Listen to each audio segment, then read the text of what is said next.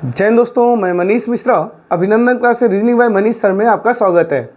जैसा कि आपने थंबनेल में देख लिया होगा, आज हम अपने उन प्यारे विद्यार्थियों के लिए ये चैप्टर लेके आए हैं जिन्होंने आरपीएफ या आरपीएफ एसआई का फॉर्म भर रखा है। ये चैप्टर अर्थात अनुच्छेद से निष्कर्ष निकालना ये मोस्ट इंपॉर्टेंट टॉपिक माना जाएगा, क्योंकि अगर आप प्रीवियस ईयर को ध्यान से देखें तो कोई ऐसा शिफ्ट नहीं था जिसमें यहाँ से क्वेश्चन नहीं आया था। बड़े दुर्भाग्य की बात यह है कि बहुत से विद्यार्थी इसके क्वेश्चन को सॉल्व नहीं कर पाए थे, या सॉल्व किए भी थे तो 5 से 10 मिनट ले लिए थे, जबकि इसे 20 से 30 सेकंड में सॉल्व किया जा सकता है। और अगर आप इस चैप्टर को सीख लेते हैं, आज का ये छोटा सा लेक्चर आप अटेंड कर लेते हैं, तो आप इसके question with in second solve कर पाएंगे। और क्वेश्चन ही नहीं सॉल्व करेंगे आप लगभग 20 से 30 लाख बच्चों को पीछे छोड़ जाएंगे। तो मैं मेरी जिम्मेदारी को निभाने चल रहा हूँ, अर्थात आपको इसको पढ़ाने जा रहा हूँ।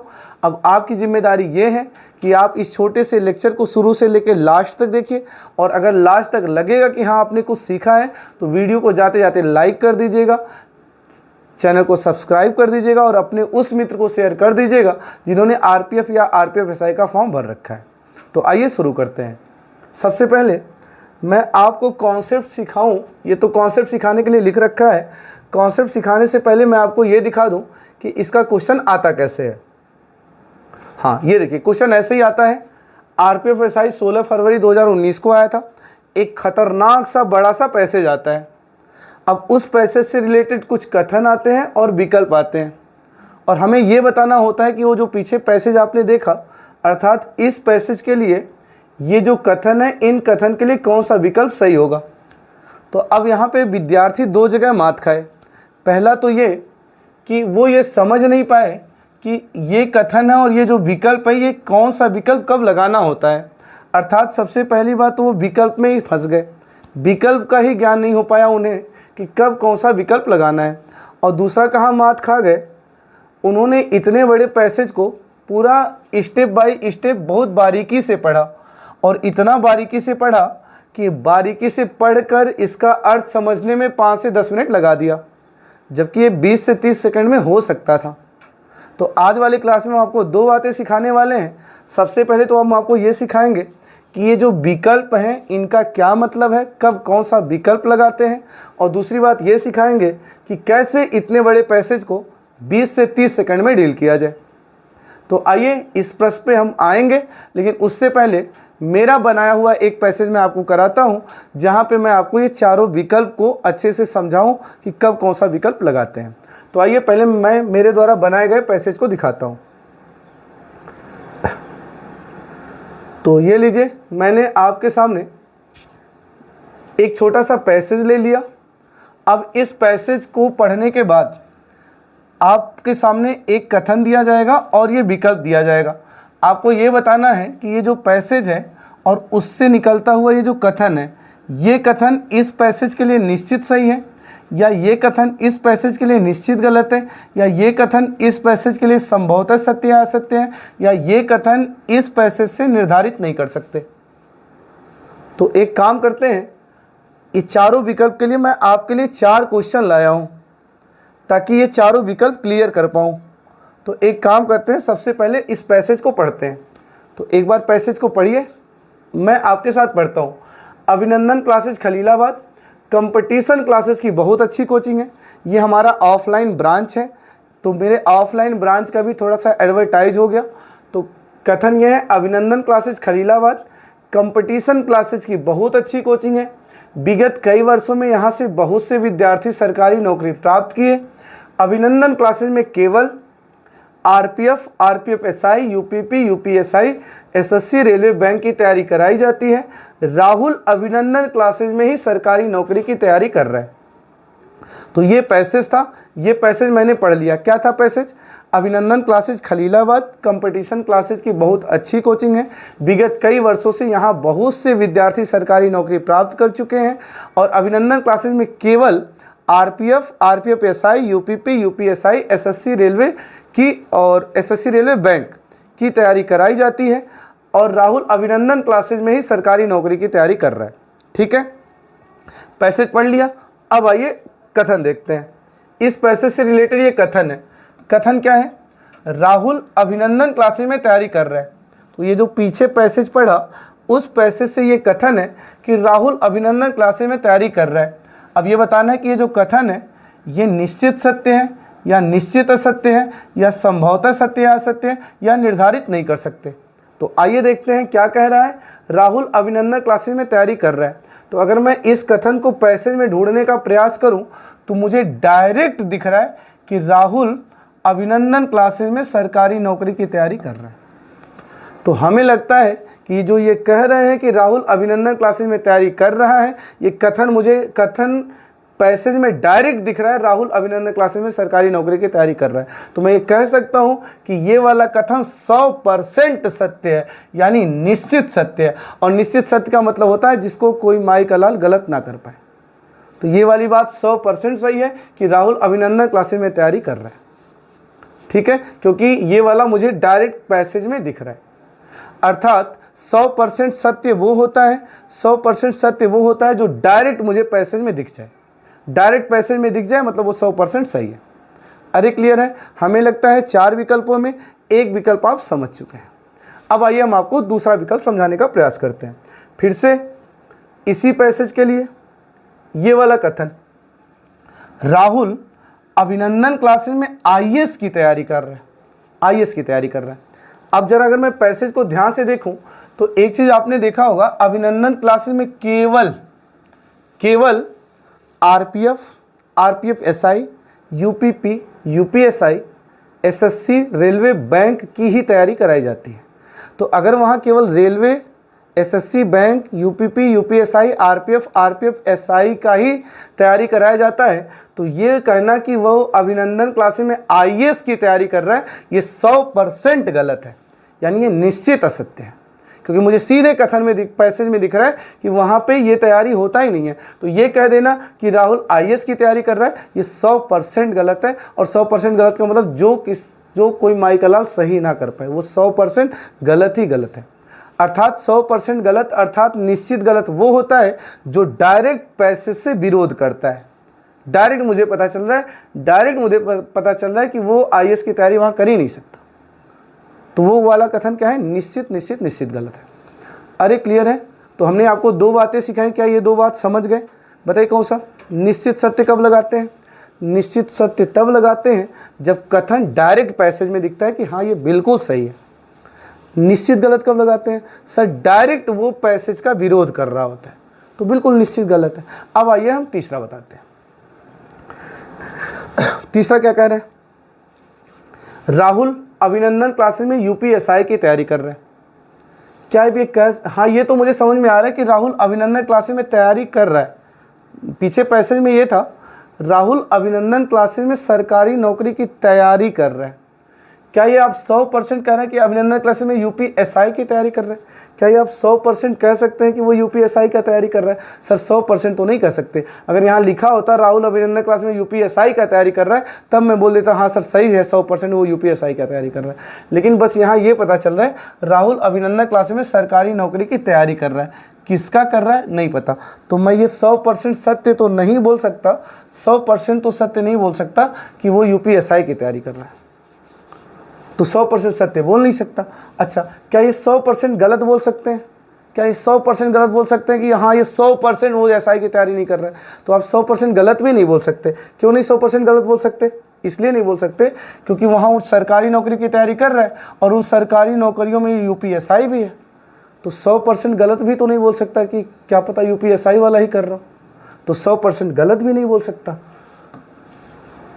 हाँ, इस वाली लाइन की एक संभावना है, 100% गलत भी नहीं बोल सकता। हाँ, इस वाली लाइन की एक संभावना है, इसकी सही और गलत दोनों होने की संभावना है। कैसे सही और गलत दोनों होने की संभावना है? क्योंकि ये कह रहा है राहुल अभिनंदन क्लासेज में यूपीएसआई की तैयारी कर रहा है, यूपीएसआई की तैयारी कर रहा है। ये तो क्लियर है, अभिनंदन में ही पढ़ रहा है, अभिनंदन में पढ़ रहा है। चूंकि वहाँ यूपीएसआई का तैयारी कराया जाता है, तो क्या पता वो यूपीएसआई वाला ही कर रहा हो।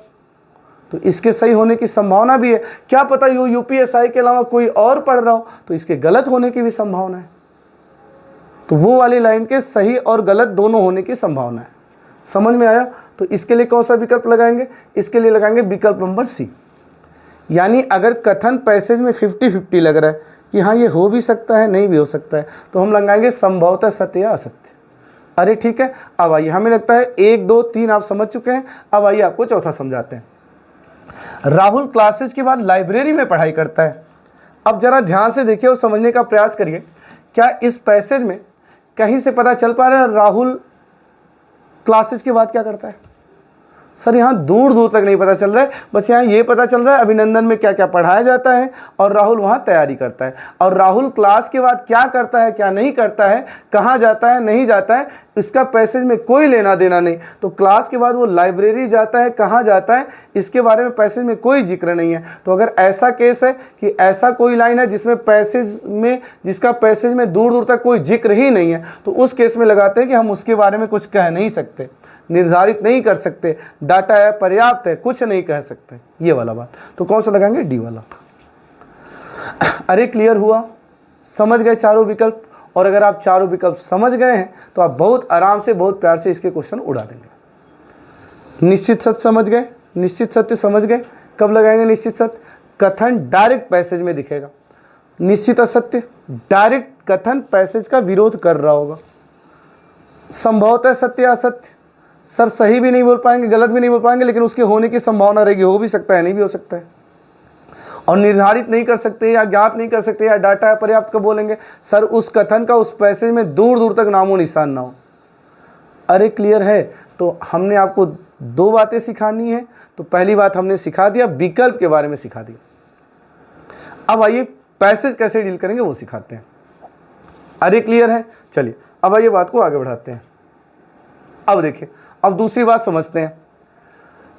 ये इतना बड़ा पैसेज आ गया ना, अब चलिए क्वेश्चन करने जा रहे हैं। विकल्प क्लियर हो गया, ये इतना बड़ा पैसेज आ गया, तो विद्यार्थी गलती क्या करते हैं? सबसे पहले लगते हैं पैसेज पढ़ने, लेकिन आपको पैसेज नहीं पढ़ना है। सबसे पहले आपको पैसेज को इग्नोर करना है, सीधे आना है क्वेश्चन पे। क्या आना है? सीधे क्वेश्चन पे। अब क्वेश्चन में देखिए क्या कर रहे हैं, क्वेश्चन में क्या कर रहा है? डचों द्वारा संत निकोलस मायरा के सम्मान में एक पारंपरिक उत्सव मनाया जाता है। अब ये वाली बात सही है या गलत है या संभावना है या कह नहीं सकते। तो अब एक काम करिए, क्या है? क्या है? डचों द्वारा, पढ़िए कथन, डचों द्वारा संत निकोलस के सम्मान में एक पारंपरिक उत्सव मनाया जाता है।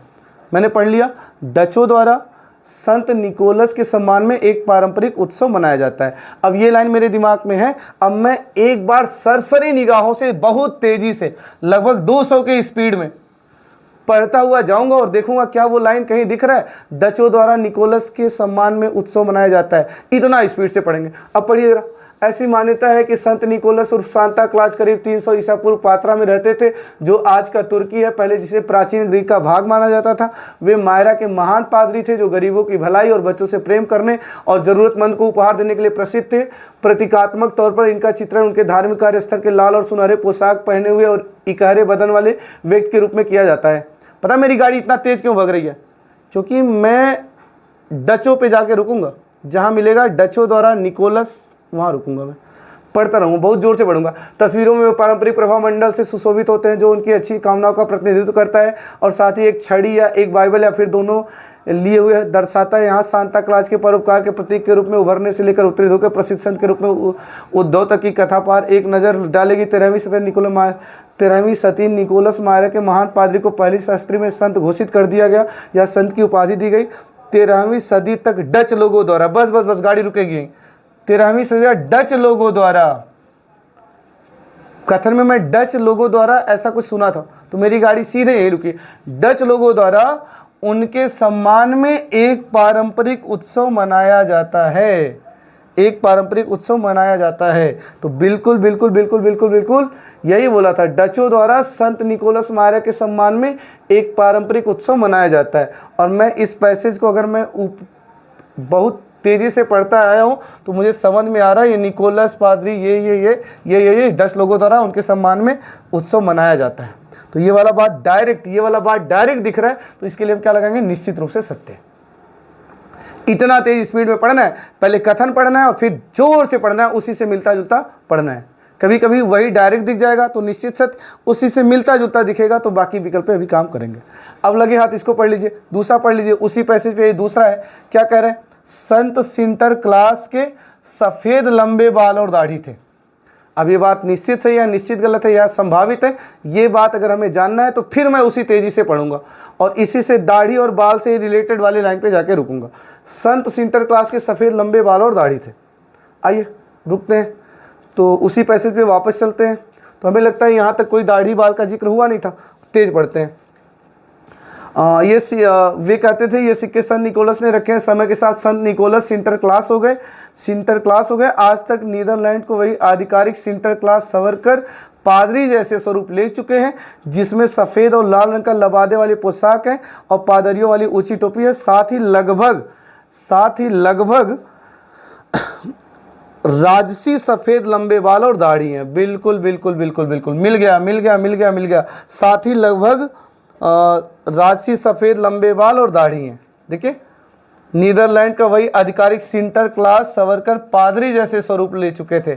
सिंटरक्लास पादरी जैसे स्वरूप ले चुके थे, जिनके सफ़ेद और लाल रंग का लबादे वाला पोशाक है और पादरियों वाली ऊंची टोपी है। साथ ही लगभग राजसी सफ़ेद लंबे बाल और दाढ़ी है। मिल गया।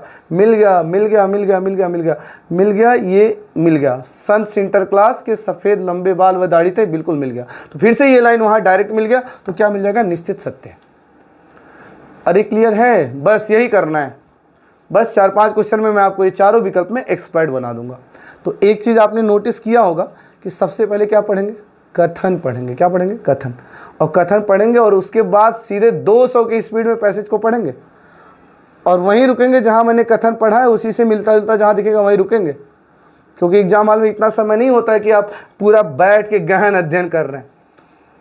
चलिए स्क्रीनशॉट लीजिए एक बार, फिर बात को आगे बढ़ाएं।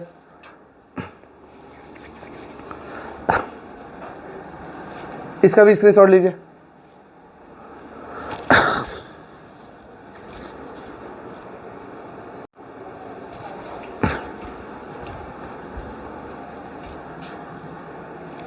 चलिए, अब क्वेश्चन नंबर 2 है। ये इतना बड़ा पैसेज है। अब ये नहीं बिल्कुल मैं मंदबुद्धि हो रखा हूँ लगा इसे पढ़ने। अच्छा, अभी ये आया था, अभी हाल ही में ये पंचायत का सीजन 3 आया, तो उसमें अगर आप पंचायत देखे हो तो एक बात आपने ये सोचा होगा, जब वो नए सचिव आते हैं तो प्रधान जी को फ़ोन लगाते हैं, हेलो प्रधान जी, मैं नया सचिव। अब प्रधान जी को उनको इग्नोर करना था, तो पता है प्रधान जी क्या बोलते हैं? है ससुर, फ़ोन काट देते हैं। इसका मतलब ये हुआ, अगर किसी को इग्नोर करना तो आप भी बोलिए है ससुर, छोड़िए, पढ़िए मत, आगे बढ़िए। क्या करिए? आगे बढ़ जाइए। इसको भी वैसे प्रधान जी की तरह बोलिए और आगे बढ़िए। सबसे पहले क्या पढ़िए? सबसे पहले कथन पढ़िए और फिर वापस पैसेज पे आइए।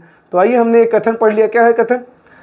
सतलुज नदी जब तक स्वच्छ थी तब तक वहां सिंधु डॉल्फिन पाई जाती थी। पढ़ लिया? सिंधु नदी जब तक स्वच्छ थी तब तक वहां सिंधु डॉल्फिन पाई जाती थी। बस अब आइए, खूब तेज पढ़िए और देखिए, स्वच्छ डॉल्फिन जैसा जहां कुछ मिले वहीं रुकिएगा। अधिकारियों ने गुरुवार को बताया कि सिंधु नदी में पाई जाने वाली डॉल्फिन दुनिया के सबसे दुर्लभ स्तनधारियों में से एक के संरक्षण के लिए पंजाब सरकार WWF इंडिया के साथ मिलकर पहली बार उनकी आबादी को नियोजित गणना की योजना बना रही है। भारत और पाकिस्तान के केवल कुछ क्षेत्रों में ही पाई जाती है। भारत में यह व्यास नदी में पंजाब के आसपास टलवारा से लेकर हीरक बैराज तक केवल 185 किलोमीटर के क्षेत्र में ही पाया जाता है। वन विभाग वन्य जीव संरक्षण पंजाब WWF इंडिया के अधिकारियों की 2 टीमें 5 दिनों के वर्कशॉप में डॉल्फिन की आबादी के आंकड़े इकट्ठे करेंगे।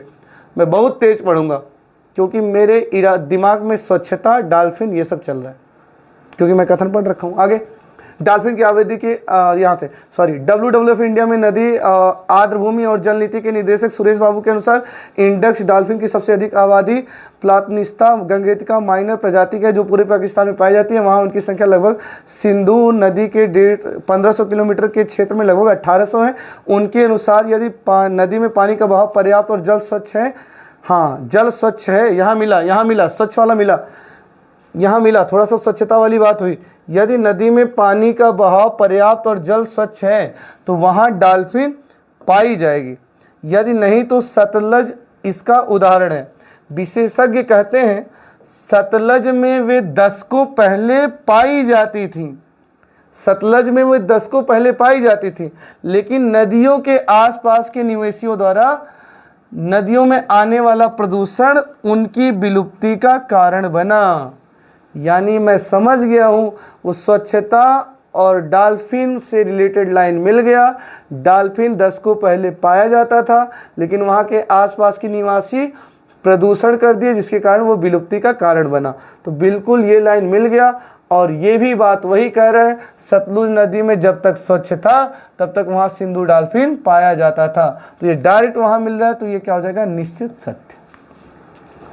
सही बात है। इसे देखिए क्या करे, दुनिया भर में 7 मीठे पानी, अब इसको भी पढ़ूंगा मैं, दूसरा कथन। ये सारे पूछे हुए क्वेश्चन है, ये सारे पूछे हुए क्वेश्चन है, सारे पूछे हुए क्वेश्चन है। चलिए इसे देखिए, फिर मैं इसे पढ़ूंगा।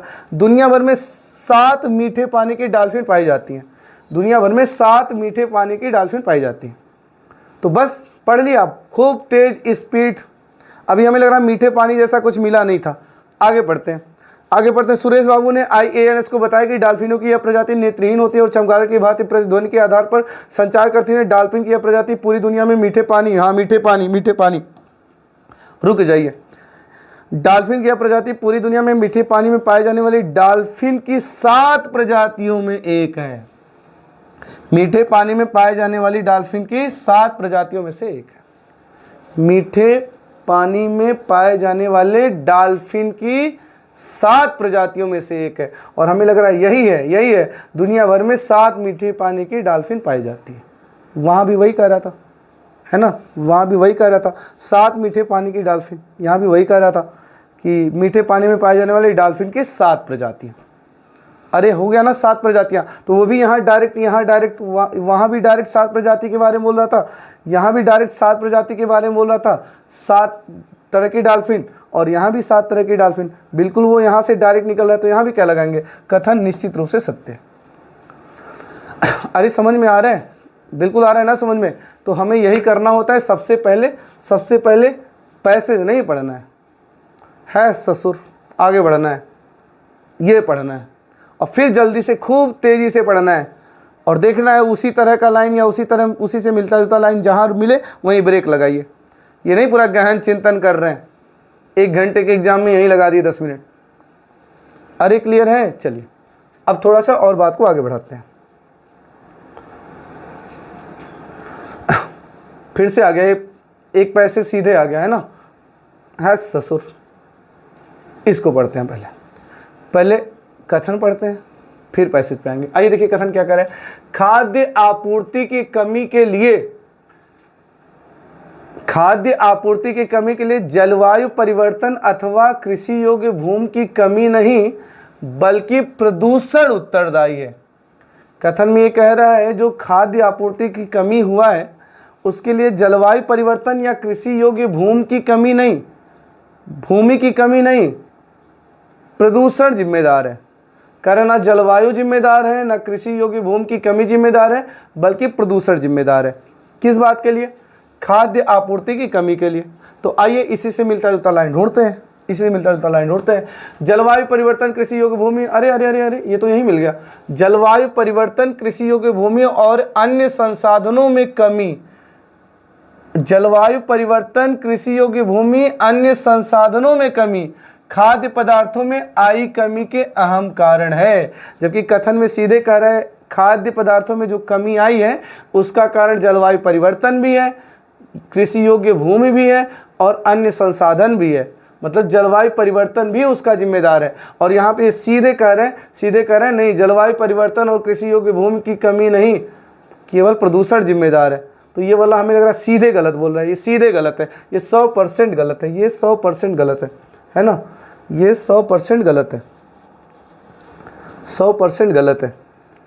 ये कह रहे हैं कि जो है जलवायु परिवर्तन और जिम्मेदारी नहीं है, जबकि कथन में सीधे लिख रहा है कि जलवायु परिवर्तन भी जिम्मेदार है। तो इसका कौन सा लग जाएगा? इसका लग जाएगा ये 100% लाइन गलत है। तो 100% गलत कौन सा है? कथन पूर्णतः असत्य है, डी। हाँ, एक चीज़ मैं गलती करते आया हूँ, पता है क्या गलती करते आया हूँ? ये डी है ना, डी तो डी है, तो डी हमारा दिख रहा है किसमें? डी दिख रहा है, इसमें तो हम बी लगाएंगे। ऐसे ही पीछे भी गलतियाँ हो गई, पीछे भी गलतियाँ ये हो गई। इसका कौन सा सही है? ए ना, ए तो ए अलग से दे रखा है इसमें, तो इसका सी लगाएंगे। इसका कौन सा सही है? ए तो ए दे रखा है बी में, तो बी लगाएंगे, है ना। और ऐसे ही और भी गलतियां हो गई हैं। तो आजकल विकल्प से हट के एक विकल्प आ रहा है, वहाँ देखना होता है। और हाँ, इसका लगाया था ए, खैर ए में है तो इसका ए होगा, इसका भी ए लगाया था तो ए किसमें है, इसमें, तो इसका ये लगाएंगे।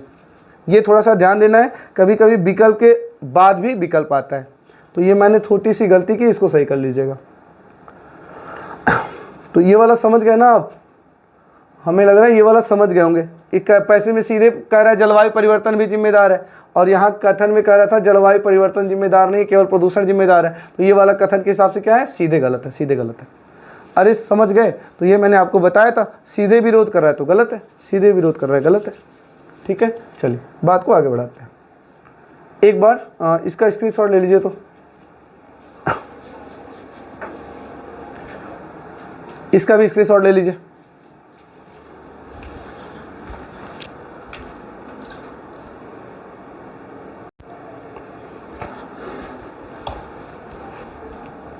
आइए अब अगला पैसेज देखते हैं, फिर से वही पैसेज। अच्छा, वीडियो अच्छा लग रहा है तो वीडियो को ज़रूर लाइक कर दीजिएगा, ज़रूर शेयर कर दीजिएगा, उन प्यारे भाई बहनों को भेज दीजिएगा जो आरपीएफ या आरपीएफएसआई की तैयारी कर रहे हैं, ज़रूर भेज दीजिएगा। अच्छा, अभी मैं थोड़ी देर में आपको चारों विकल्प में एक्सपर्ट बना दूंगा, है ना, तो निश्चिंत रहिए। फिर से ये इतना बड़ा पैसेज आया तो मैं बिल्कुल इसको थोड़ी पढ़ूंगा, मुझे वो याद है पंचायत वाला डायलॉग, हट ससुर हट। क्वेश्चन देखते हैं, क्वेश्चन क्या है? लग्जमबर्ग परिवहन संघ द्वारा लिए गए फैसले से खुश है। लग्जमबर्ग परिवहन संघ द्वारा लिए गए फैसले से खुश है। मेरे दिमाग में बैठ गया कि वो ये कह रहा है लग्जमबर्ग परिवहन संघ द्वारा लिए गए फैसले से खुश है। अब इसी से मिलता जुलता हम पढ़ेंगे। इससे जानने के बाद शायद आप अपने अगले परिवार की छुट्टी पर लग्जमबर्ग की यात्रा करना चाहेंगे। लग्जमबर्ग की यात्रा करना चाहेंगे। यूरोपियन यूनियन अपने देश में यातायात की भीड़ और प्रदूषण को कम करने के लिए यूरोपियन यूनियन के छोटे देशों में ट्रेनों, ट्रामा और बसों की किराए को मुफ्त करने की मांग लगातार कर रहे हैं। वहां की गठबंधन सरकार के नवनिर्वाचित उदार प्रधानमंत्री जेवियर बाटेल ने कहा, लग्जमबर्ग के ग्रैंडी डच में 2020 की शुरुआत से सार्वजनिक वाहनों में यात्रा मुफ्त हो जाएगी। इस संबंध में लग्जमबर्ग के मुख्य परिवहन संघ, हाँ यहाँ देखिए, लग्जमबर्ग के मुख्य परिवहन संघ FNCTT FEL land saver band के प्रमुख जॉर्जेस मैरे ने अपनी चिंता व्यक्त करते हुए कहा, अपनी चिंता व्यक्त करते हुए कहा। खुश कहाँ हो रहे हैं, खुश कहाँ हो रहे हैं? ये तो सीधे लग रहा है चिंतित हो रहे हैं। कह रहे हैं अगर टिकट बेचने के लिए किसी की ज़रूरत नहीं होगी तो सरकार को यह योजना बेरोजगारी बढ़ाएगी। मतलब टेंशन में है कि अगर सब कुछ फ्री कर देंगे, टिकट बेचेगा ही नहीं तो फिर लोग बेरोजगार रहेंगे, कौन टिकट बेचेगा? तो हमें तो लग रहा है इनका जो भी मुद्दा है ये चिंतित है, खुश नहीं है। लग्जमबर्ग के मुख्य परिवहन संघ के प्रमुख जॉर्जेस मैरेज ने अपनी चिंता व्यक्त करते हुए कहा कि अगर टिकट बेचने के लिए किसी की ज़रूरत नहीं होगी तो सरकार का यह योजना बेरोजगारी बढ़ाएगा। तो हमें तो नहीं लग रहा है खुश है। मैं सीधे समझ गया लग्जमबर्ग के मुख्य परिवहन संघ चिंतित है। तो हमें सीधे दिख रहा है, मुझे सीधे रख रहा है कि ये कह रहा है फैसले से खुश है, जबकि वहाँ मुझे पता चल रहा है चिंतित है, चिंतित है। तो सीधे उसका विरोध कर रहा है। तो ये 100% ये वाली बात 100% असत्य है। फिर वही गलती ना करें। डी है ना, अब डी किस में रखा है? चलिए यहाँ तो डी में ही रखा है तो डी मारेंगे। अरे क्लियर है, बहुत बढ़िया। तो ऐसे ही आपको करना है, समय बचाना है। तो हम आपको दो विकल्प में तो फिलहाल यहाँ भी एक्सपर्ट बना दिए। निश्चित सत्य कब मैं लगा रहा हूँ, निश्चित सत्य कब लगा रहा हूँ? जब वो कथन डायरेक्ट उसमें दिख ही रहा है। निश्चित असत्य कब लगा रहा हूँ? जब डायरेक्ट वो कथन वहाँ से सीधे विरोध में दिख रहा है। अब आइए इसको देखिए, फिर से ये इतना बड़ा पैसेज छोड़िए। अच्छा, मैं आरपीएफ वाला पेपर एनालिसिस किया तो मैक्सिमम क्वेश्चन वही बन रहा था, निश्चित सत्य निश्चित असत्य, निश्चित सत्य निश्चित असत्य, निश्चित सत्य निश्चित असत्य। लेकिन मैं आपकी जानकारी के लिए भविष्य में वो दोनों भी बने, जैसे संभावित वाले भी बने और ये कहते हैं संभावित वाला भी बने और वो निर्धारित नहीं कर सकता वाला भी बने, इसलिए उसके भी एक एक क्वेश्चन करा दे रहा हूँ। बाकी आप हमें कमेंट करके बताइए, अगर आपको आरपीएफ और आरपीएफएसआई का प्रैक्टिस सेट डेली चाहिए तो कितने बजे से लाया जाए, आप ज़रूर कमेंट करिएगा। और आप कमेंट करेंगे तो हम 100% आपके लिए प्रैक्टिस सेट ज़रूर लाएंगे। एक बार देखिए इसको,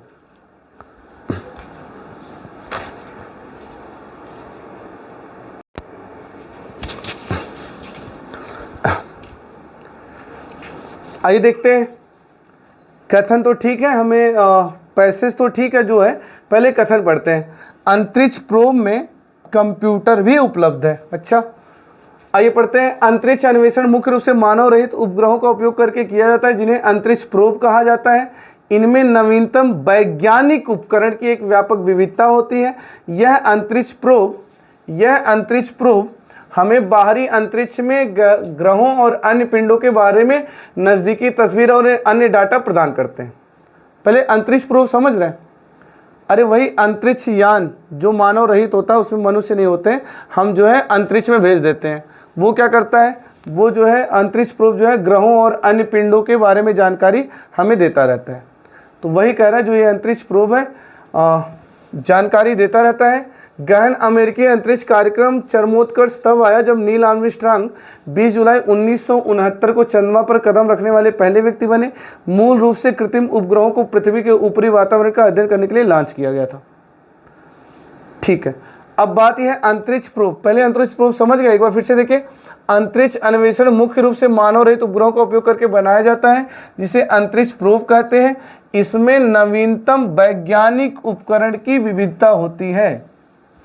यानी जो अंतरिक्ष प्रोब हम भेजते हैं, जो अंतरिक्ष यान भेजते हैं पिंडों पे निगरानी रखने के लिए, उसमें वैज्ञानिक उपकरण भी होते हैं, और ये जाके वहाँ क्या कहते हैं, निगरानी करते हैं, ये सब ठीक है। अब बात यह है कि जो अंतरिक्ष प्रोब आप भेजते हैं उसमें कंप्यूटर भी है। क्या ये बात 100% सही बोल सकता हूँ? क्या ये बात 100% सही बोल सकता हूँ? सर मुझे यहाँ से तो कहीं नहीं पता चला कि ये जो अंतरिक्ष प्रोब भेजा गया है उसमें कंप्यूटर रखा गया है, ये तो मुझे कहीं से नहीं पता चला। तो कहीं से नहीं पता चला तो 100% सत्य तो नहीं बोल सकता, 100% सत्य तो नहीं बोल सकता। ठीक है, अब बात है क्या ये मैं 100% असत्य बोल दूं कि 100% असत्य बात है कि उसमें कंप्यूटर है? 100% असत्य भी नहीं बोल सकते। पता है क्यों नहीं बोल सकते? क्योंकि उसमें वैज्ञानिक उपकरण है, क्या पता रखा ही गया हो, नहीं भी रखा गया हो। तो इसके बारे में मैं 100% असत्य नहीं बोल सकता कि 100% असत्य उसमें कंप्यूटर है।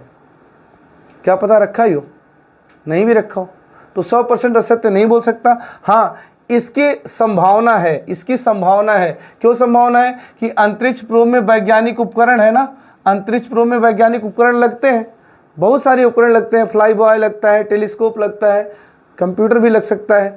तो हाँ, इसके सही होने की संभावना है। वैज्ञानिक उपकरण उसमें लगते हैं और कंप्यूटर भी वैज्ञानिक उपकरण है, तो हो सकता है कंप्यूटर उसमें लगा भी हो, नहीं भी लगा हो, यानी इसके सही होने की संभावना है, तो कौन सा मार देंगे? बी वाला। कौन सा मारेंगे? बी वाला। अरे क्लियर है? अब बी वाला दिया किस में है? बी में ही दिया है, तो बी में मार देंगे, खत्म। अरे क्लियर? चलिए बहुत बढ़िया। एक और कर लेते हैं। मैं आपको 3 विकल्पों में एक्सपर्ट बना दिया। किन 3 विकल्पों में एक्सपर्ट बना दिया? 100% सत्य कब लगाना है, 100% असत्य कब लगाना है, संभवतः सत्य कब लगाना है या असत्य कब लगाना है। एक और आपको समझना है। चलिए देखिए ये क्या कह रहे हैं, इसे देखिए। पहले हृदय संबंधी मायोपैथी से पीड़ित रोगियों को इस तरह के ऑपरेशन के लिए विदेश जाने की आवश्यकता थी। कह रहा पहले जो ये बीमार लोग थे, पहले हृदय संबंधी जो मायोपैथी से पीड़ित रोगी थे, उन्हें ऑपरेशन के लिए विदेश जाना पड़ता था। आइए देखते हैं कहाँ से दिख रहा है विदेश जाना पड़ता था। एक परिवर्तनवादी नई सर्जरी प्रक्रिया जो बहुत पहले अस्तित्व में नहीं थी, कार्डियक मायोपैथी या दिल के फैलाव के रोगी के लिए ताज़ा उम्मीद जगा रही थी। बाद में अब यह तकनीकी मरीजों को ऑपरेशन के 2 सप्ताह बाद घर जाने और एक समान के निकट गतिहीन जीवन जीने की अनुमति देता है। कार्डियक मायोपैथी एक ऐसी स्थिति है जिसमें विभिन्न प्रकार के कारक उत्तरदायी होते हैं। ज्ञात 20 वायरों में से एक का आक्रमण, परजीवी संक्रमण से हमला, लंबे समय तक अल्कोहल का दुरुपयोग और रक्तचाप आदि से हो सकता है, और दुर्लभ मामलों में यह बच्चे के जन्म के समय और यहाँ तक कि परिवार में आगे चलने के लिए भी जाना जाता है। स्थिति यह होती है कि दिल के कच्छों के आकार में वृद्धि हो जाती है और पंपिंग की दक्षता में कमी आ जाती है। एक बात बताऊं, संभवतः सत्य असत्य या निश्चित सत्य या निश्चित असत्य तो छोड़िए, इस लाइन का यहाँ कहीं जिक्र ही नहीं हुआ कि पहले के लोग विदेश जाते थे या घर पे रहते थे या सो जाते थे। इसका यहाँ पे कोई जिक्र ही नहीं हुआ। इस पैसेज में पहले के लोग क्या करते हैं, कहीं जिक्र ही नहीं हुआ। तो इसके बारे में हम क्या लगाएंगे? इस कथन की समीक्षा ही नहीं की जा सकती, सी वाला। और सी वाला दिया फिलहाल किस में है? सी में, तो सी मारेंगे। अरे बात क्लियर है। तो ये चौथा विकल्प था, यानी अगर दिया गया कथन पैसेज में कहीं दूर दूर तक दिख ही नहीं रहा है, कहीं दिख ही नहीं रहा है, तो आप क्या मारेंगे? कहाँ पता चल रहा है कि पहले के लोग क्या करते थे, पहले लोग कहाँ दवा करते थे या ऑपरेशन के लिए विदेश जाते थे? कुछ पता चल रहा है? कुछ नहीं पता चल रहा है। तो जब उस कथन का पैसेज में नामो निशान ही ना हो, जिक्र ही ना हो, तो हम बोलते हैं, ये बोलते हैं कथन की समीक्षा नहीं कर सकते, या बोलते हैं निर्धारित नहीं कर सकते, या बोलते हैं डाटा अपर्याप्त। तो इसी की तरह हमने आपको ये चारों विकल्प में एक्सपर्ट बना दिया। अब आप आराम से प्रीवियस ईयर का आरपीएफ एसआई का प्रैक्टिस सेट लगाइए और ध्यान दीजिएगा, जब भी पैसेज आएगा तो सबसे पहले आप क्वेश्चन पढ़िएगा। अगर वो कथन डायरेक्ट दिख रहा है तो निश्चित सत्य है, वो कथन डायरेक्ट पैसेज का विरोध कर रहा है निश्चित असत्य है। हाँ, वो कथन हो भी सकता है, नहीं भी हो सकता, 50-50 संभावना है, तो संभवतः सत्य या असत्य, या उस कथन का दूर दूर तक जिक्र ही नहीं है, तो निर्धारित नहीं कर सकते, ज्ञात नहीं कर सकते। अगर वीडियो पसंद आया हो तो जाते जाते वीडियो को लाइक कर दीजिए, शेयर कर दीजिए, चैनल को सब्सक्राइब कर दीजिए। और सबसे बड़ी बात, अगर आप चाहते हैं कि मैं आपको डेली आरपीएफ एसआई का प्रैक्टिस कराऊं और उस प्रैक्टिस सेट में ऐसे और सारे क्वेश्चन लाता रहूं और आपका कॉन्सेप्ट क्लियर होता रहे, तो आप कमेंट में ज़रूर बताइएगा। अब मिलेंगे अगले वीडियो में, तब तक के लिए जय हिंद, जय भारत।